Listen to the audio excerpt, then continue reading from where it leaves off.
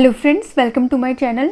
हम Uttarakhand LT exam 2014 का अंग्रेजी का पेपर सॉल्व कर रहे हैं और आज के वीडियो में हम 21 से आगे के क्वेश्चंस को सॉल्व करेंगे।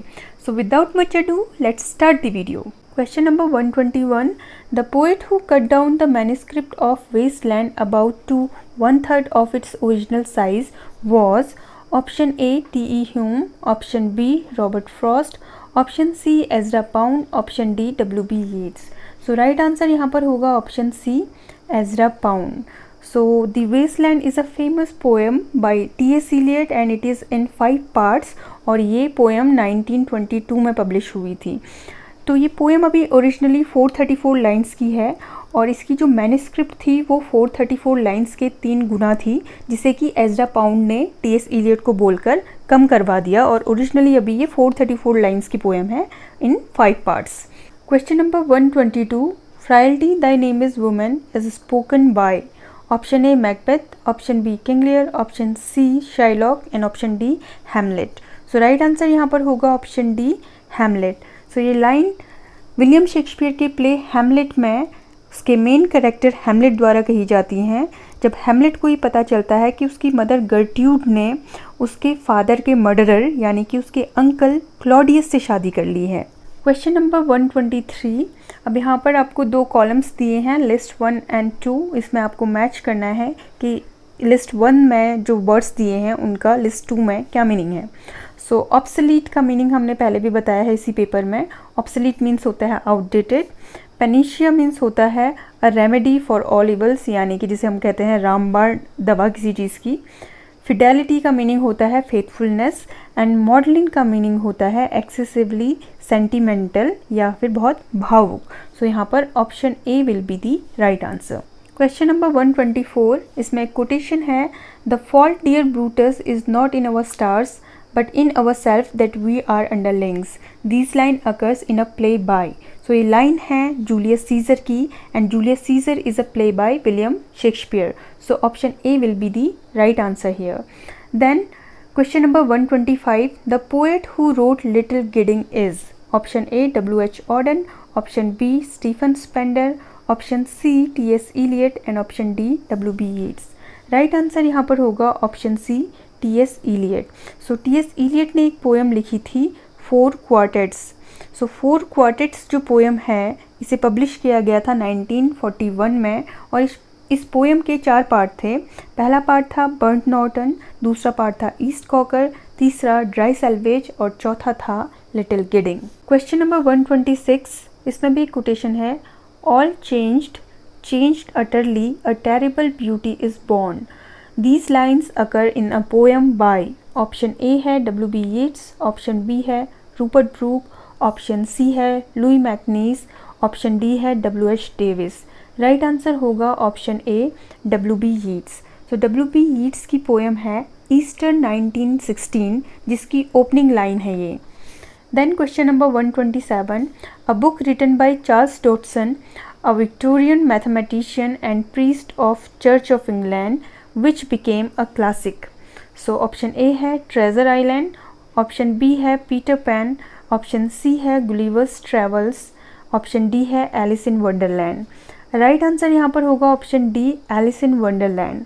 सो Alice in Wonderland is a work by Lewis Carroll. So Louis carol Charles Dotson का ही पेन नेम है, इन्हें हम इनके पेन नेम से ज़्यादा जानते हैं यानी कि लुइस कैरोल के नेम से।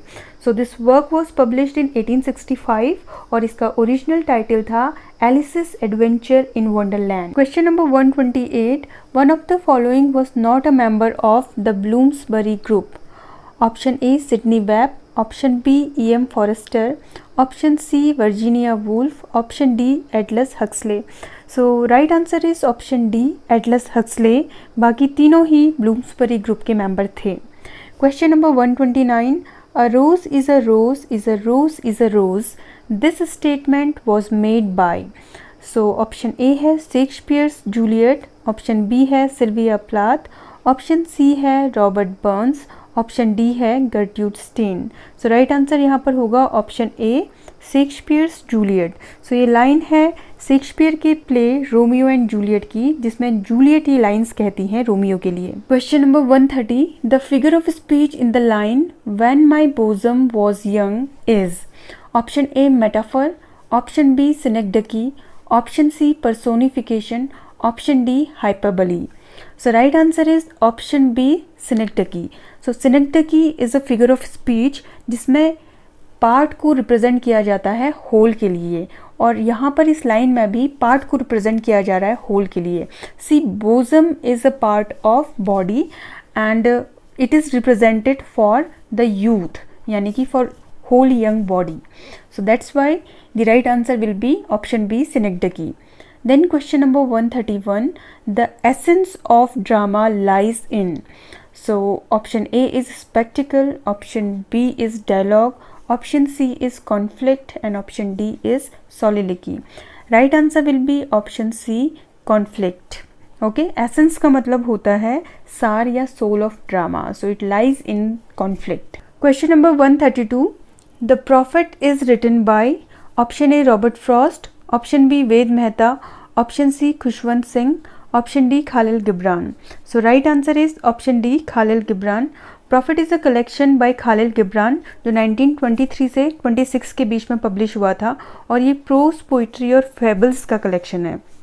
Question number 133, which among the following is the last collection of poems by Sarojini Naidu.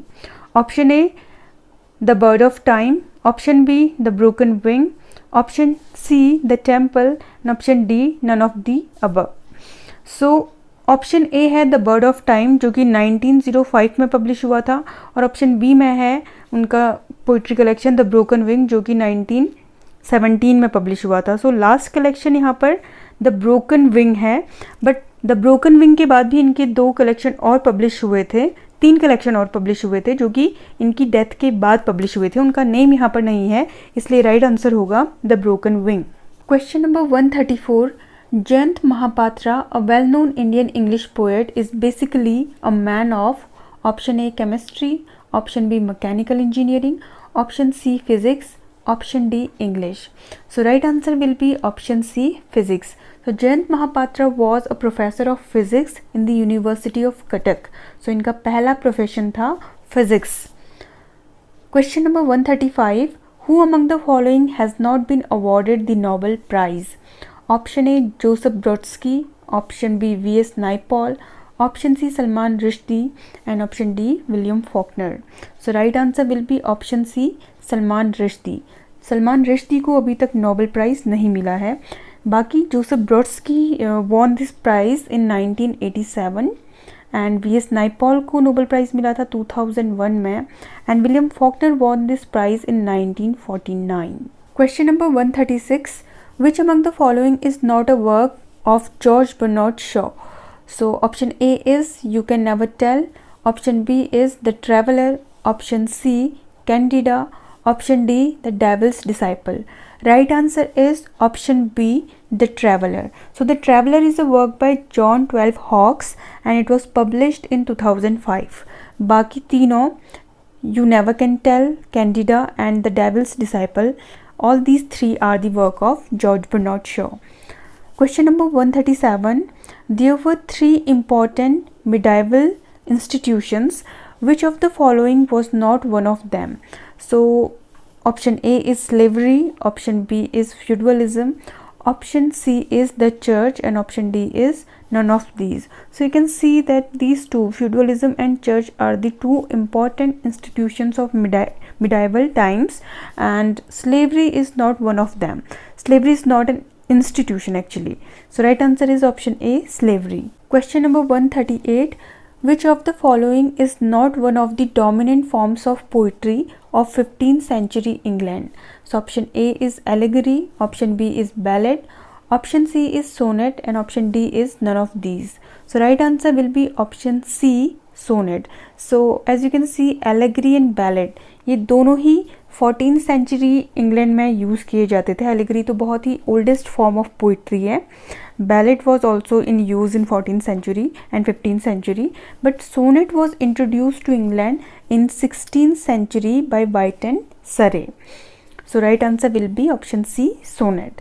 Then question number 139, Philip Larkin belongs to a group of writers known as, इसका direct answer होगा option C, the movement. Question number 140, what is Mrs Warren's profession in GB Shaw's Mrs. Warren's Profession? So Mrs. Warren's Profession is a novel by GB Shaw. Option A is housekeeper, option B tailor, option C prostitute, option D none of these. Right answer is option C, prostitute. So Mrs. Warren was a prostitute in this novel. Then question number 141, who among the following was not a member of the Bloomsbury Circle? Option A, Leonard Woolf, option B, Clive Bell, option C, D.H. Lawrence, option D, none of these. So right answer is option C, D.H. Lawrence. So D.H. Lawrence was not a member of Bloomsbury group of writers. So friends, with this I'm ending this video. 142 से आगे के questions को हम अपने next video में discuss करेंगे. Till then stay tuned and thanks for watching.